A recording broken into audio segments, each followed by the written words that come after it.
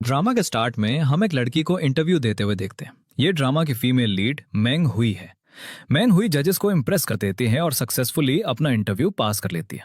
थोड़ी देर बाद हम उसे बाथरूम में बैठे हुए देखते हैं और उसके एक्सप्रेशन से ऐसा लगता है कि वो बहुत ज्यादा परेशान होती है। वो अताओ नाम की एक लड़की को कॉल करती है और उसे बताती है, आज मैं एक मेकअप असिस्टेंट की जॉब के लिए इंटरव्यू देने गई थी, लेकिन मैंने वहां बहुत सारे झूठ बोले, जैसे कि मैं टोक्यो से आई हूं और मुझे हॉलीवुड में मेकअप का एक्सपीरियंस है। अताओ उसे वापस घर बुलाती है।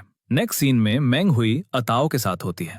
अताओ मैंग हुई की साइकाइट्रिस्ट होती है। मैंग हुई को मल्टीपल पर्सनालिटी डिसऑर्डर का केस होता है, जिसमें एक ही इंसान की मल्टीपल पर्सनालिटीज होती हैं जो एक दूसरे से बिल्कुल अलग होती हैं। मैंग हुई के केस में उसकी दो पर्सनालिटीज होती हैं, एक एक्सपेंसिव और बोल्ड एटीट्यूड वाली और दूसरी जो एक्सट्रीमली सीरियस और काइंड नेचर्ड होती है। जब मैंग हुई इंटरव्यू के लिए जाती है तब वो अपनी बोल्ड पर्सनालिटी में होती है। अताओ उसे शांत करती है और कहती है, अपनी दूसरी पर्सनालिटी में तुम वो काम करती हो जो तुम अपनी पहली पर्सनालिटी में करने में शर्म महसूस करती हो। मेकअप तुम्हारा पैशन है, इसीलिए तुमने ऐसा किया। तभी उसे कॉल आता है जिससे पता चलता है कि उसने इंटरव्यू पास कर लिया है, लेकिन खुश होने के बजाय वो और भी ज्यादा परेशान हो जाती है। अताई उसे समझाती है, तुम्हें जाना चाहिए, और मैंग हुई मान जाती है। अगले दिन मैंग हुई अपना खुद का मेकअप करती है और अपनी मेकअप किट पैक करती है, क्योंकि अब उसे एक कंपटीशन में पार्टिसिपेट करना था। वो सब कुछ लेती है और एक बस में चढ़ जाती है। उसी बस में हम ड्रामा के मेल लीड को देखते हैं,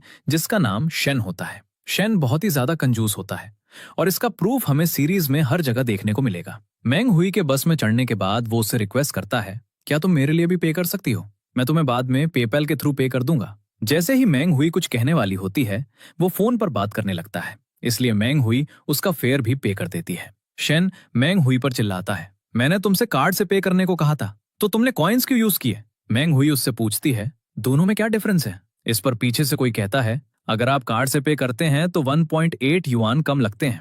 मैंग हुई कहती है, इसमें चिल्लाने वाली क्या बात है? शेन कहता है, मैं सिर्फ 1.8 युआन ही पे करूंगा, और पे करने के बाद वो चला जाता है और अपनी कंपनी पहुंचता है, जहां हमें पता चलता है कि वो एक कंपनी का मैनेजिंग डायरेक्टर है। कंपनी पहुंचने के बाद एक आदमी शेन के पास आता है और कहता है, उन्होंने सब कुछ ट्राई किया, पिंपल्स, फ्रेकल्स, उन्होंने हर चीज के लिए क्रीम्स और फाउंडेशंस बनाने की कोशिश की, लेकिन वो ऐसा फाउंडेशन नहीं बना सके जो स्कार्स को कवर कर सके।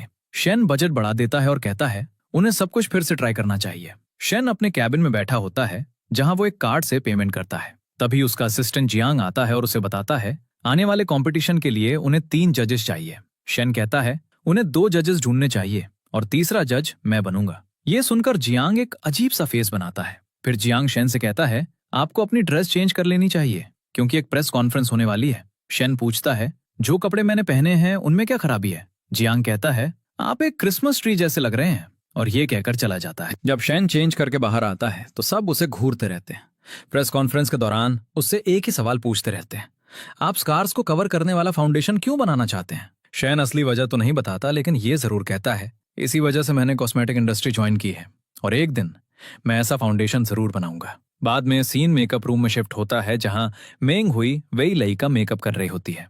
मेंग हुई के मेकअप स्किल से सब इंप्रेस हो जाते हैं। वेई लई के हाथ पर एक स्कोर होता है, जिसे मेंग हुई अपने बनाए हुए फाउंडेशन से कवर कर देती है।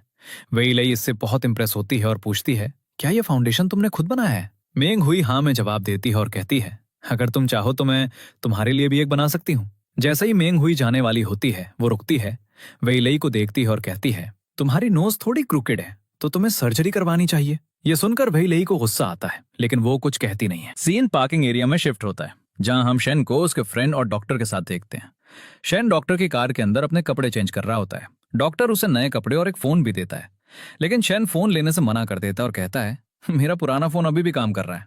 वो कपड़े सिर्फ इसलिए लेता है क्योंकि डॉक्टर कहता है कि उसने असल में वो अपने लिए खरीदे थे, लेकिन चूंकि वो शेन के साइज के हैं, इसलिए वो नहीं चाहता कि वो वेस्ट हो। थोड़ी देर बाद डॉक्टर जियांग से कहता है, उसे शेन का ख्याल रखना होगा। ये क्लियर नहीं होता कि शेन को क्या प्रॉब्लम है, लेकिन ये समझ आता है कि उसका किसी तरह का ट्रीटमेंट चल रहा है। सीन वापस मेकअप रूम में शिफ्ट होता है, जहां शो की प्रिपरेशंस हो रही होती हैं। एक लड़की गलती से किसी चीज से टकरा जाती है, जिससे एक टेबल टूट जाती है। जब शेन वहां पहुंचता है तो मैंग हुई उसे देखती है और कहती है, तुम तो वही बस वाले लड़के हो, लेकिन फिर चुप हो जाती है। शेन एक एम्प्लॉय को 1 लाख युआन पे करने के लिए कहता है। एम्प्लॉय कहती है, वो तो सिर्फ खाली बॉटल्स थी, लेकिन शेन सुनने से मना कर देता है और चला जाता है। एम्प्लॉय रोने लगती है। तभी मेंग हुई को सामान के बीच एक गिरा हुआ स्क्रू नजर आता है और उसे याद आता है कि जिस दिन वो अपने इंटरव्यू के लिए आई थी ये स्क्रू ढीला हो गया था। मेंग हुई सोचती है कि सारी गलती उसी की है। मेंग हुई फिर शेन को फॉलो करती है और उसे एक रेस्टोरेंट में ढूंढ लेती है। शेन उससे पूछता है, तुम्हें कैसे पता चला कि मैं यहाँ हूँ? मेंग हुई जवाब देती है, मैंने आसपास का सबसे सस्ता रेस्टोरेंट सर्च किया। वो खाना शुरू करते हैं लेकिन गलती से मेंग हुई अपने पीछे खड़े एक आदमी पर कुछ खाना गिरा देती है। वो आदमी मेंग हुई पर चिल्लाने लगता है और अपनी शर्ट के लिए पैसे मांगता है। जब वो उस पर खाना फेंकने वाला होता है तो शेन बीच में आ जाता है और खाना उसके सूट पर गिर जाता है। शेन फिर उस आदमी से अपने सूट के लिए कॉम्पनसेशन मांगता है, जो कि एक बहुत हाई अमाउंट होता है। पहले तो वो आदमी यकीन नहीं करता, लेकिन जब शेन उसे सूट का एक्चुअल प्राइस दिखाता है तो वो भाग जाता है। उसके बाद दोनों साथ बैठ